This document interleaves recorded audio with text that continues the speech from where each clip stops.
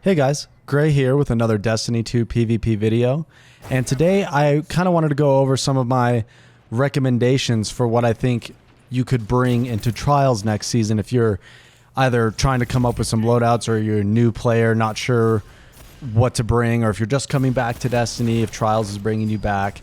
You might be wondering what kind of stuff might be meta next season, what's going to be good to at least start off at a baseline.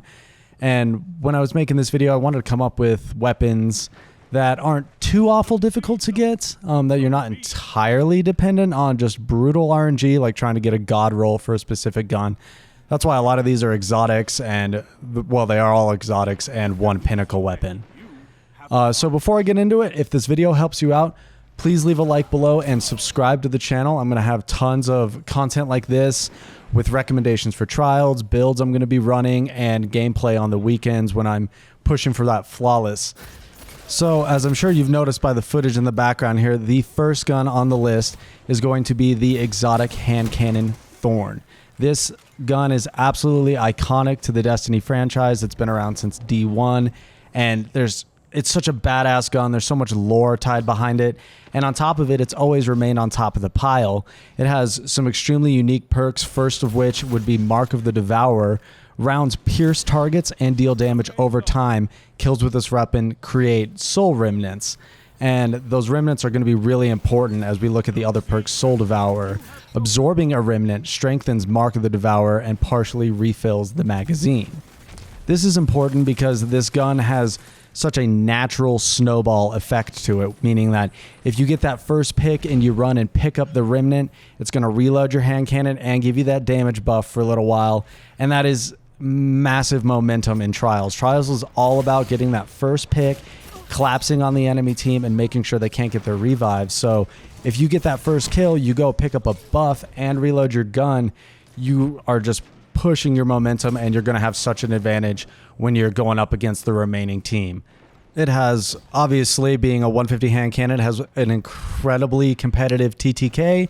It only, you can 3 headshot to get the kill, and when you have the buff, it's a 2-tap, and you're just cleaning up. You're wiping people out all over the team.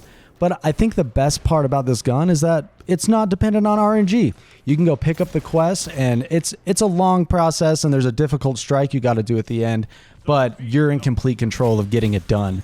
And you can pick up this gun and have an extremely meta weapon to head into Trials right away without having to farm for something like a spare rations and get every single perk specifically, tied to PvP. This is something you can go and pick up, and it's going to be really handy. And it's also really handy if you're at a light level disadvantage or light level advantage. It'll help you with the burn damage, and it has a lot of other implications too, because you can track your targets a little easier. And another really nice thing that's super important in Trials is preventing your enemies from getting that revive. And if you have the burn damage coming from Thorn ticking on them, they're not going to be able to get that revive off, and you can kind of push them and prevent it from happening, and that's massive in PvP. So get out there and go pick this one up, but let's move on. The next gun on the list, as I'm sure you've guessed it, I know everyone's talking about this because it's just so obvious. I mean, how can it not be? But the next gun on the list is, of course, the Revoker sniper rifle. This thing is probably, come next season, it's probably going to be the best sniper rifle in the game in Crucible. It has everything you need. It's an aggressive frame sniper rifle, which means it can one-shot, precision shot any super in the game, which is extremely powerful because the other archetypes of snipers are being nerfed. They're not going to be able to do that come next season. The other incredible thing about the Revoker sniper rifle, of course, is its inherent perk, its intrinsic perk. The thing that makes it a pinnacle is Reversal of Fortune. This is incredible. It means if you miss a shot, if you miss your first shot, the bullet gets returned to the magazine after a short time. It takes a little bit of discipline to get the timing down on that, but once you learn it, you no longer have to worry about ammo economy.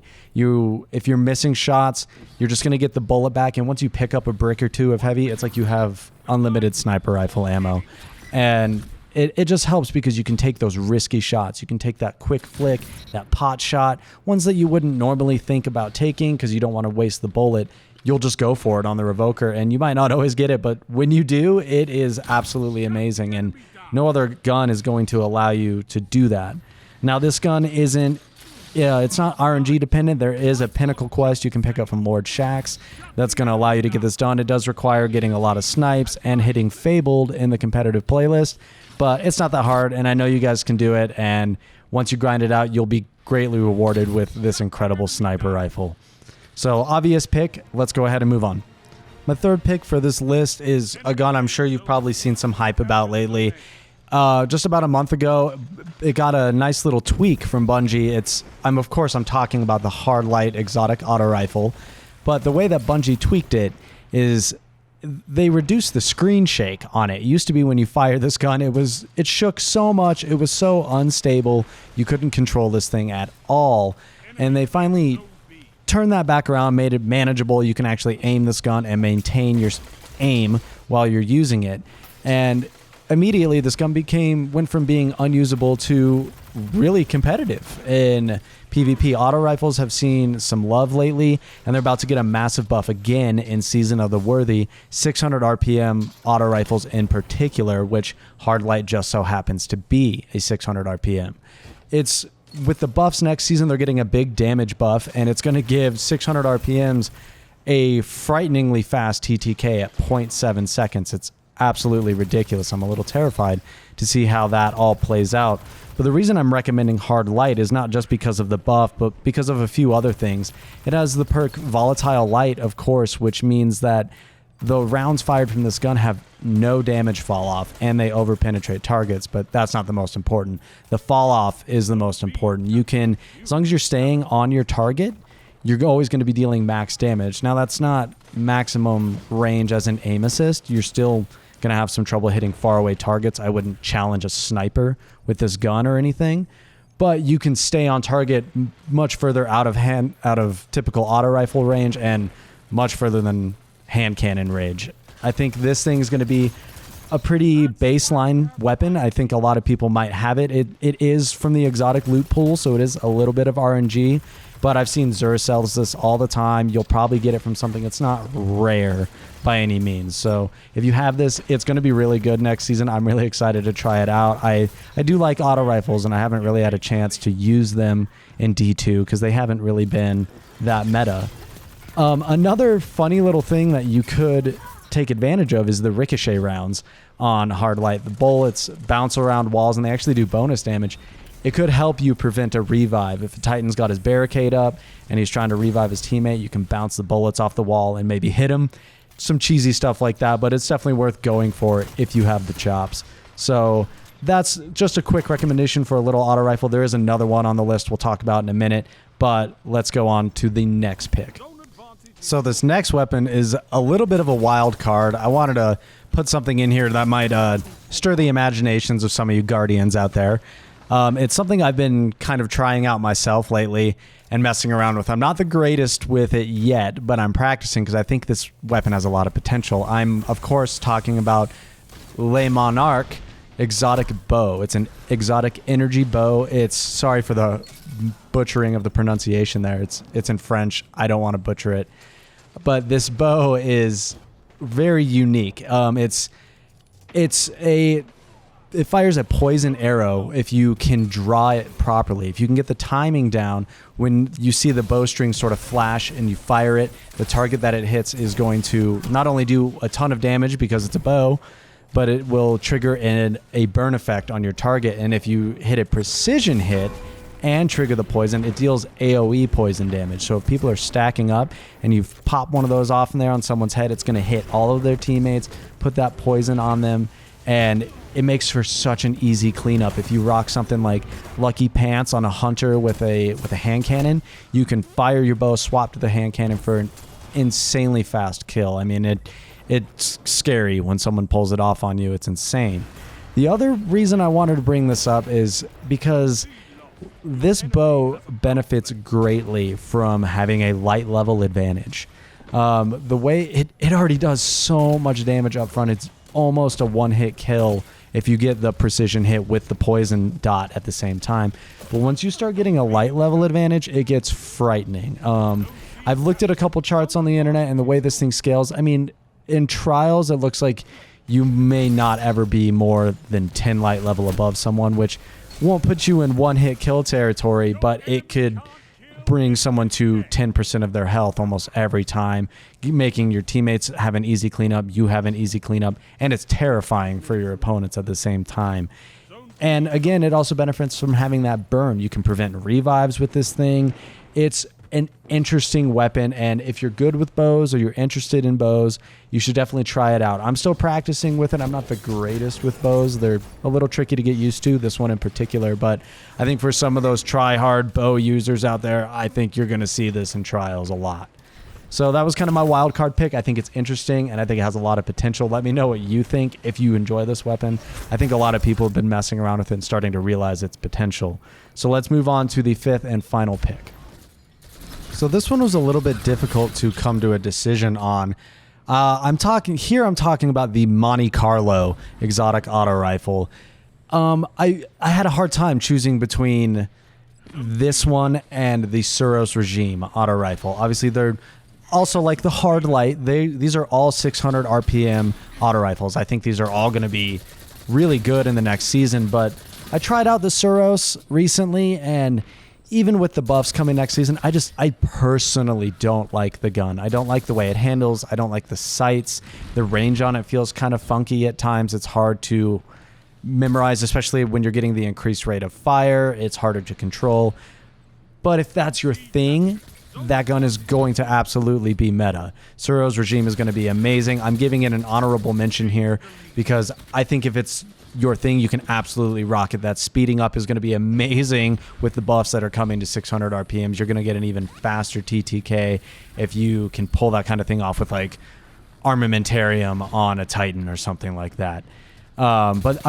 Here, obviously, we're talking about the Monte Carlo, and the reason I chose this over the Osiris regime is I just think it gives you more to work with in your toolkit if you're using an auto rifle like this. The Monte Carlo is extremely consistent. It's really easy to control. It doesn't have the most range in the world by any means, but you can get some really good kills with it. And if you're rocking a build that is melee heavy, this thing is a godsend.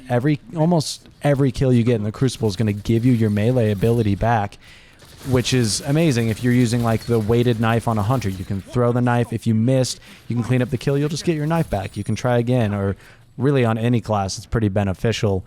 But the other thing that this thing has to offer is Markov chain, which is essentially just swashbuckler, basically. Kills with this weapon and melee kills will give you a damage bonus for a short time. It stacks up. It's a really nice bonus to have on top of getting your melee back constantly from any other kills. It really synergizes with itself incredibly. And so that's why I chose it over something like Osiris regime. I just think it gives you more to work with for this gun. All of the auto rifles I talked about in this video are all going to be meta, and with different exotics and different builds, all of them are going to shine in different ways.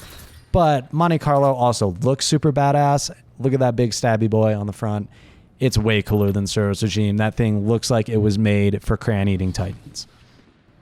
So that's it, guys. Those are going to be my top 5 guns that I want to recommend you go get. Obviously, I'm talking about Osiris regime, and I do have one more quick honorable mention to throw in there.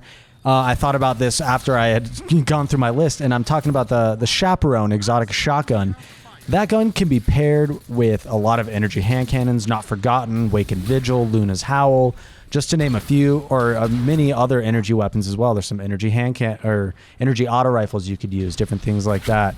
But the Chaperone is nice because it is quest related. It's not RNG. You can go complete the quest and pick it up, and it's amazing in the right hands. If you're good with slugs, that thing is a godsend. It's a really powerful gun. So I wanted to throw that one in here real quick towards the end, just so I didn't leave it out, because I think it could be really good in trials next season as well.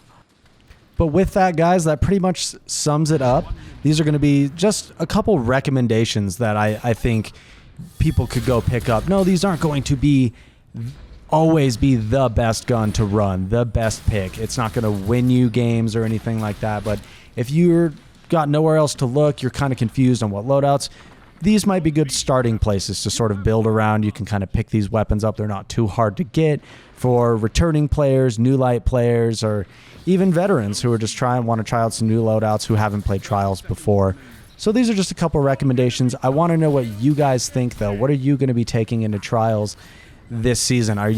What kind of loadouts do you have in mind? Are you going to be basing it based on your team synergy, sort of what's going to make you the most lethal? I'm really interested. So leave a comment below. Let me know what you guys are going to take in there. I personally cannot wait for trials. It's just over a week away from the time of this recording. So I'm getting hyped. I'm starting to think of loadouts, and I'm going to be posting those on the channel. So make sure you subscribe so you can see all my latest builds, all my latest flawless runs and gameplay. And, just stay tuned. I'm going to be posting all the content from Season of the Worthy as well. Looks like the season's going to be pretty big. It's a lot more than just trials. And I think the community is really excited to see what's in store. So with that, thank you guys so much for stopping by and checking out this video. I hope it helps you out. I hope one of these guns ends up popping off for you. Let me know if it does. Take care.